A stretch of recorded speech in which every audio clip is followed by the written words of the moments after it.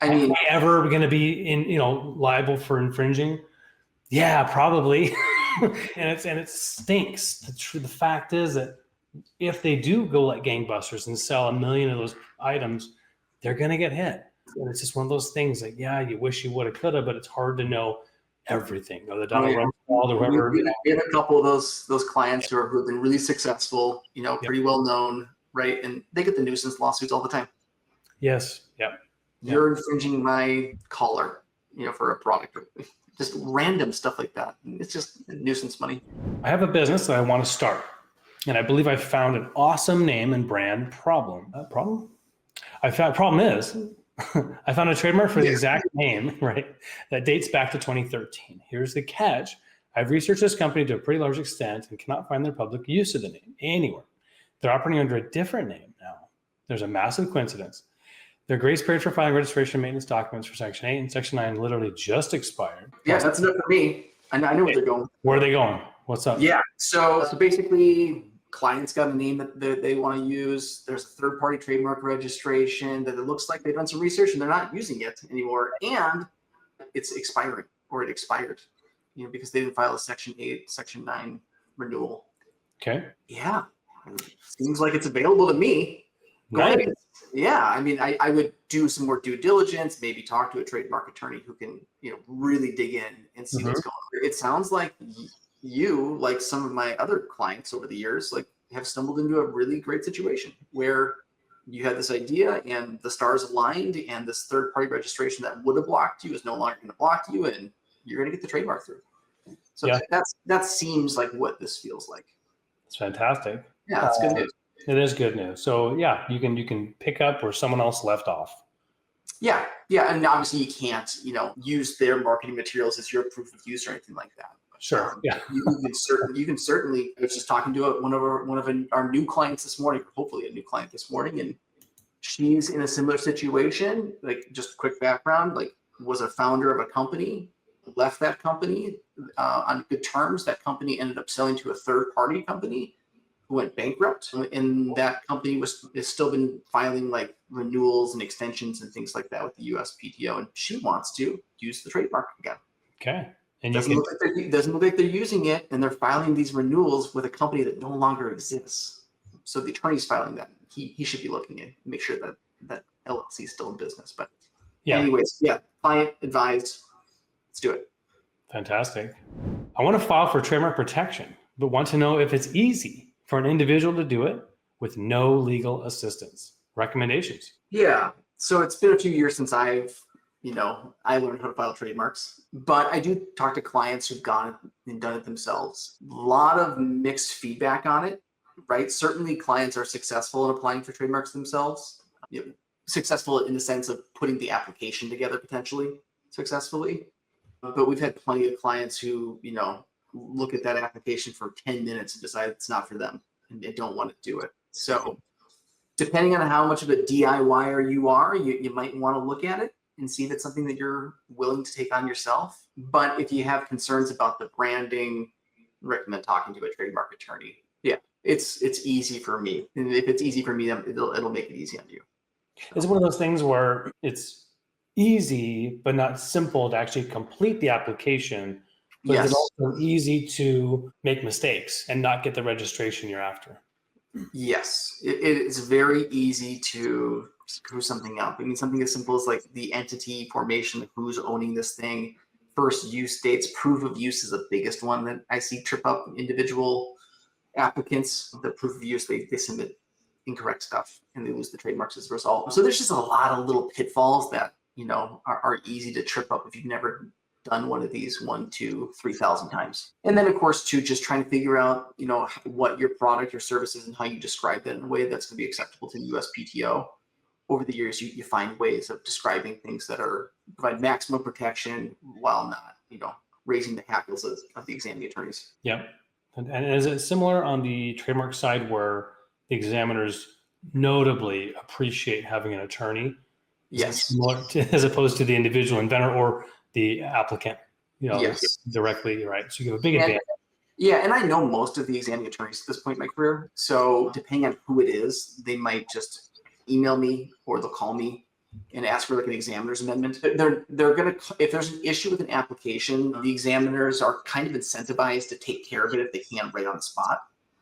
So they will call the client, the individual person who filed the application, and let them know that there's a problem and this is how they want to correct it, and get their permission to do it. But oftentimes those calls go unanswered. So it is nice for them to have an attorney of record they can email who's going to get back with them within a few business days typically.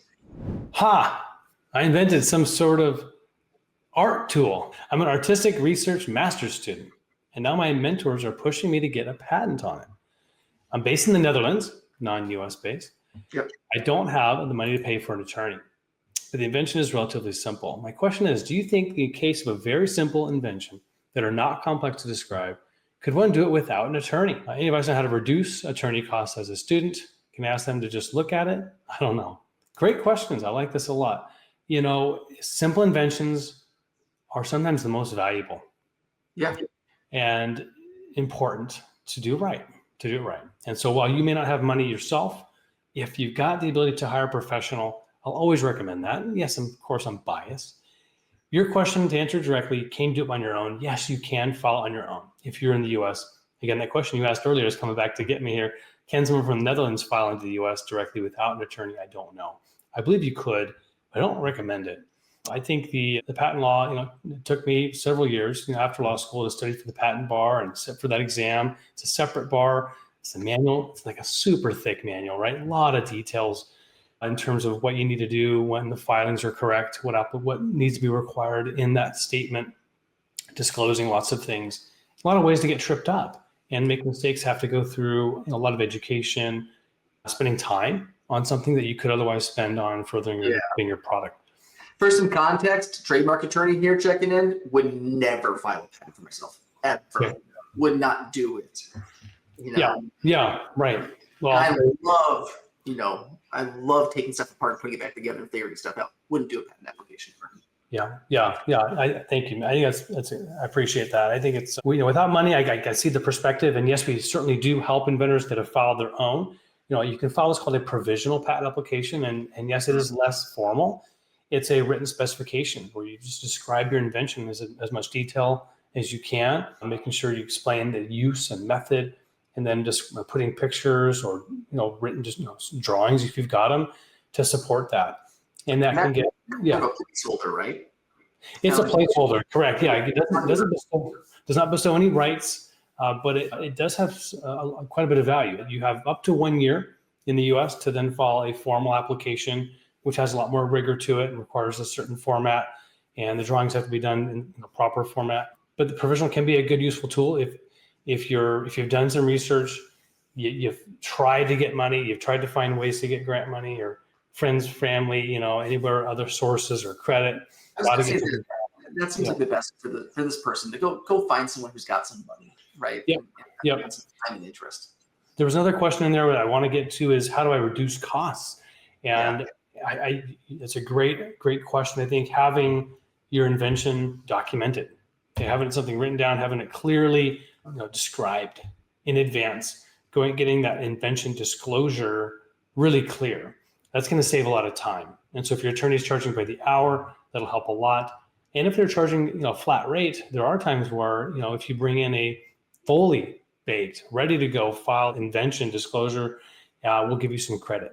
Okay, so there's ways to reduce costs if you do some of the work on your own, or at least have the invention fully described. So I'm in the early prototype stage of an invention, and I'm working on, and I found an existing active patent for a product that solves the same problem as mine. I'm not well versed enough to tell if they're different enough to continue to pursue. What do IP lawyers charge just to tell you if your design is safe to explore? Cool, good question. What's the magic number?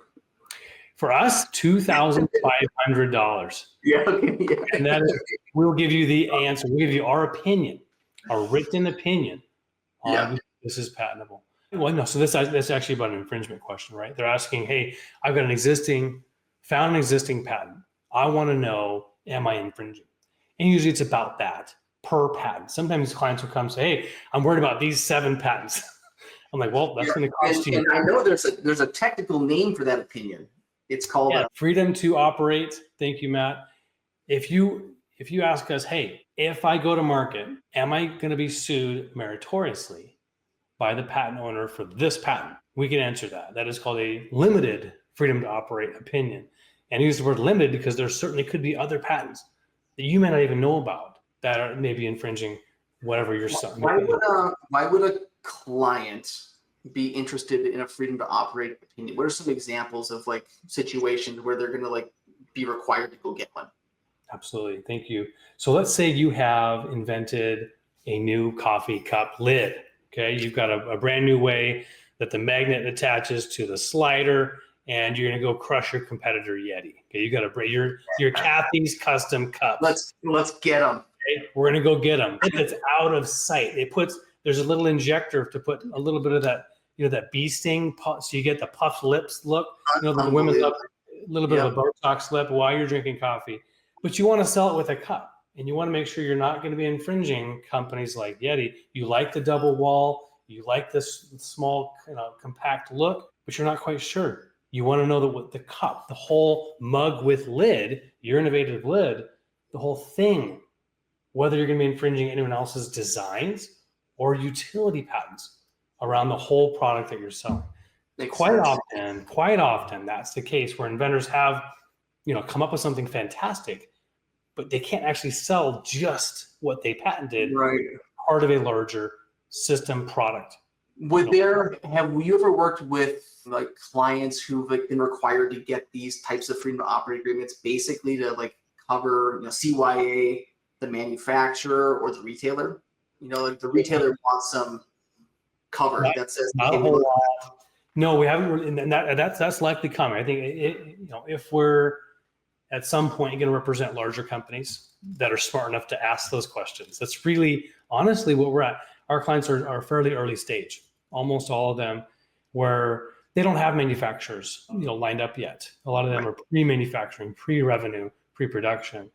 But those questions are coming for a lot of our clients as they begin to grow, and liability and their investors, attorneys are asking questions. They're starting to worry about, hey, what's our risk? But you bet they should be asking that question. The problem is for so many of these bootstrapped inventors, it's too expensive of a question to ask.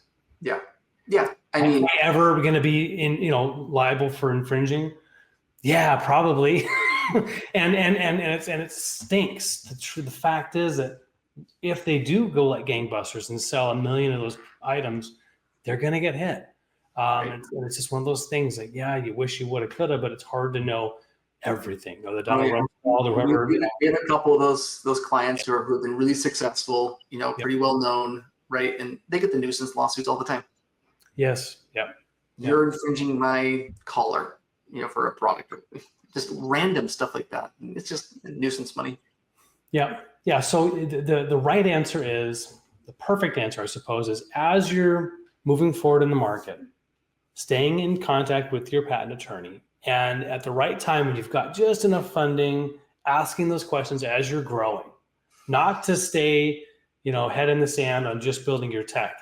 Stay in touch with your patent attorney, ask those questions about liability, ask those infringement questions as you go, and you'll be in as good a place as you can be, right? You're never going to have all the information up front. It's not going to happen. You're not going to be able to build a product. You won't be able to get off the ground. It's like, if you want an airplane to be as safe as possible, the airplane would never take off. You're never going to have the ability to reach the sky without some level of risk. So